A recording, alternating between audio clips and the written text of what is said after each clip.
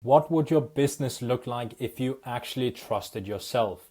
Like actually trusted yourself fully, without needing to run the decision by someone else first, without discounting the price because you weren't sure the result was worth it, without sitting on a launch for 3 more weeks because it didn't feel quite ready yet.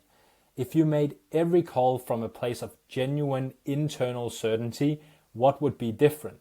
Most entrepreneurs, if they are honest, can point to at least 3 things they know they should be doing right now that they are not doing, while they might already have the information or the capability to do it, but something underneath the decision doesn't fully back it yet. That something is self-trust, and today I'm going to make you fully understand what it is and how to attain it. So here's what we're covering in today's video. First, what low self-trust actually looks like inside a business, because most people don't recognize it as self-trust at all.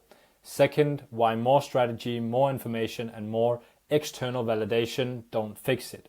Third, what actually changes and what it looks like in practice when the internal shift happens. The first thing to understand about low self-trust in business is that it doesn't look like paralysis or like someone sitting in the corner unable to make decisions. In high-performing entrepreneurs, low self-trust is almost invisible from the outside. It looks like a discount, it looks like a delayed launch, it looks like asking 3 more people what they think before doing the thing you already know you should do. It looks like underpricing an offer because somewhere in the back of your mind, you're not completely sure the result you deliver is worth what you know you should charge. It looks like over-explaining on a sales call because you need the clients to validate the decision before you'll fully back yourself. It looks like hiring someone 2 months later than you should have because you weren't sure you could trust your own judgment on the person. None of these look like self-doubt from the outside.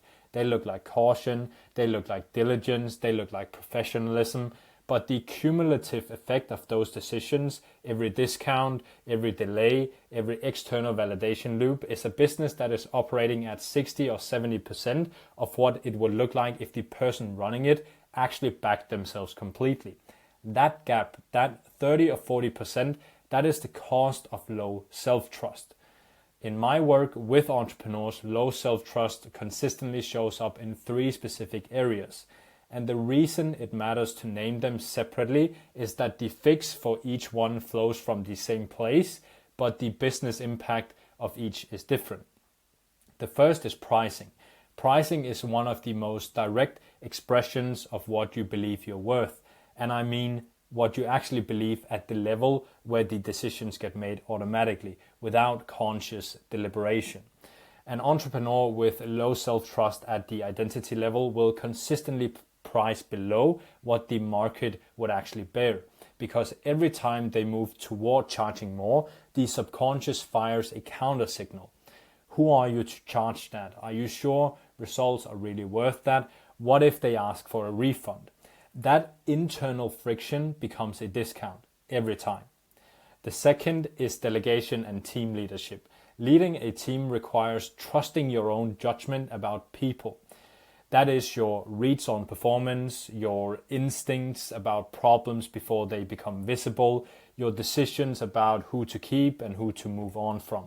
An entrepreneur with low self-trust doesn't delegate fully because somewhere underneath they aren't sure that judgment can be relied on. So they hold on, they overcheck, they become the bottleneck that prevents the business from scaling. The third is the speed at which you make decisions. The higher you go in business, the more speed of decision becomes a competitive advantage. Low self-trust turns every significant decision into a research project.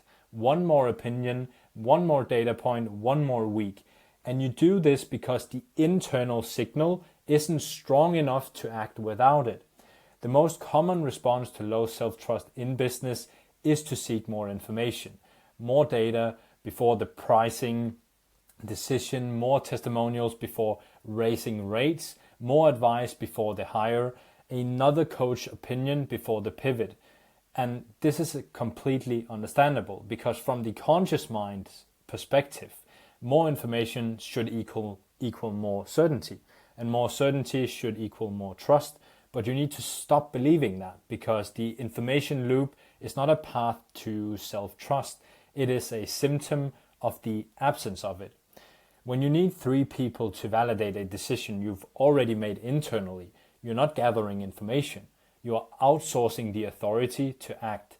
And every time you do that, you reinforce the underlying belief that your own judgment isn't sufficient, which makes the next decision require even more external validation. More information doesn't build self-trust. It rather delays the moment when self-trust is required, because self-trust is not a product of certainty. You will never have all of the information. You will never be able to remove all the risk. The entrepreneur who backs themselves doesn't do it because they're certain. They do it because their internal image of who they are, the self-concept they are operating from, is one of someone whose judgment can be trusted. That image is not built by gathering data, but it is built by working on the program that actually stores it. Self-trust is not a feeling of confidence. It is not certainty. It is not the absence of doubt. Self-trust is the degree to which your conscious decisions are aligned with your subconscious self-concept. Let me make it a little bit more practical. Your subconscious holds a fixed image of who you are. So what level you operate at, what you're capable of, what kind of results you deliver, and therefore what they are worth. Every decision you make passes through that image as a filter. When the decisions aligns with the image, when the price you're charging matches the subconscious belief you're worth, when the hire you're making aligns with the kind of leader the subconscious belief you are, the decision feels natural and easy.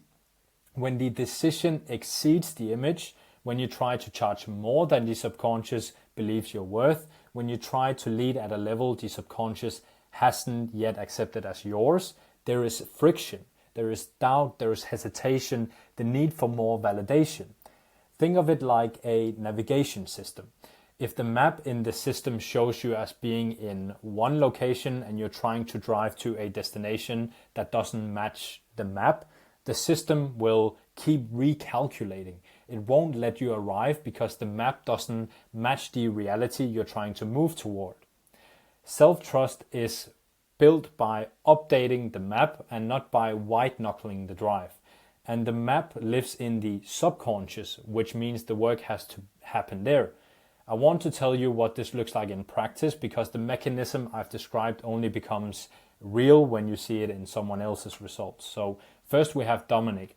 When Dominic came to me, he was delivering excellent results for his clients. By any external measure, he had more than enough evidence to charge significantly more than he was charging.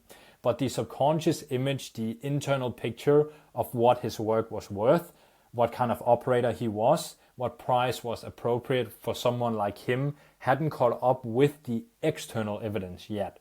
And every time he moved towards raising his prices, that image just fired back. A hesitation, an offer positioned lower than he knew it should be, because somewhere underneath he wasn't sure. So we worked on the self-concept directly in the subconscious mind, on the internal image of what he was worth and what level he operated at. When that image updated, the pricing changed automatically. He didn't need a new strategy. He needed the internal authority to charge what he was actually worth and had always been worth. In 8 weeks, he doubled his income. Second, we have Jordan. Jordan's low self-trust showed up differently. His business had plateaued because he couldn't fully trust his own judgment when it came to his team. He knew who was performing, he knew who wasn't. He knew what changes needed to be made.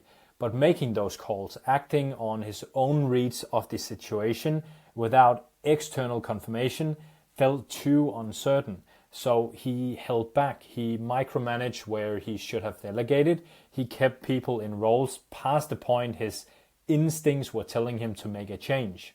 When the self-concept updated, when the internal image shifted to one of a leader whose judgment could be trusted, the team decisions changed. Jordan stopped second-guessing his reads. He led with conviction. The business scaled from 37,000 £36,000 a month to £66,000 a month. So I'll ask the question again, and this time I want you to sit with it properly. What would your business look like if you actually trusted yourself? Get very clear and very specific. What decisions are you currently sitting on? What prices are you not charging? What hire are you not making? What launch are you not pulling the trigger on? Because the answer to that question is not more information, another opinion, or more time. It is an updated self-concept, one where the internal image of who you are finally matches the level you're already operating at the level you're trying to reach. By now, I hope you're sitting with the thought, I'm going to update my self-concept. If you do, then it's your lucky day, as I have created 4 free hypnosis recordings that are designed to get you to 100K a month by updating your current self-concept and remove any limiting belief. So you can download the 7-figure subconscious roadmap below for free. I'm looking forward to hearing about how your business is doing when you fully trust yourself.